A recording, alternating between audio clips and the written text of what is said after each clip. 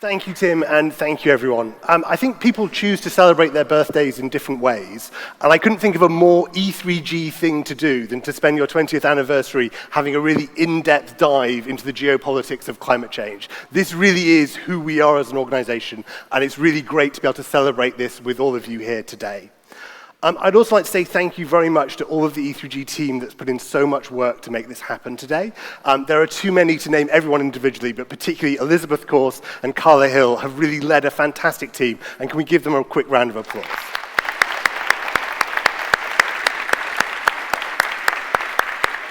And of course, I'd also like to thank Tim for being our host today and keeping us on track and keeping us moving through this packed agenda.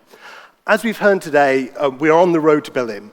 But we need to make the necessary possible in order to get to a successful outcome there.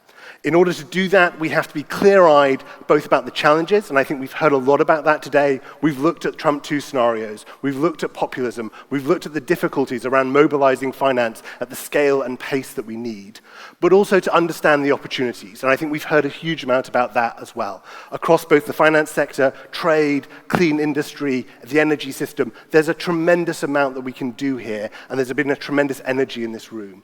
And I think we've also heard from leaders who potentially have a huge appetite to make that change happen. David Lammy and others have really sort of set out an agenda for us in order to do that.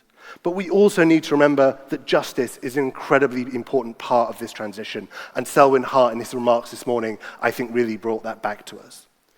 And so as we look forward, I think this is why E3G wants to really look at professionalizing the state of understanding climate politics, because by doing this, this is how we will make breakthroughs together. Innovation often comes from being able to take diverse thoughts and different issues and perspectives, bring them together, and then new solutions will emerge from that. And that's really very much what we've been doing today, coming on the back of last year, launching our Centre for the Political Economy of Climate Change at London Climate Action Week. And so this is a beginning, not an end. So this is the inaugural State of Climate Politics conference, but we very much want to turn this into a series. And as part of the E3G's 20th anniversary, we're going to be holding a series of events across our offices, so in Berlin, in Brussels, and in Washington, D.C., around the world this autumn as we go forward. And we'd love to include as many of you as possible as we take that agenda forward.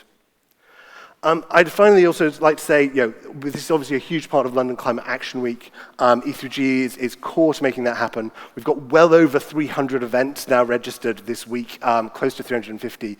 So this makes us not only the biggest climate event in Europe, it's close to being one of the biggest climate events anywhere in the world. So thank you so much for being a part of this. And I really do hope that you're able to stay in this fabulous city to enjoy all of the other events and understanding that we will get throughout the week.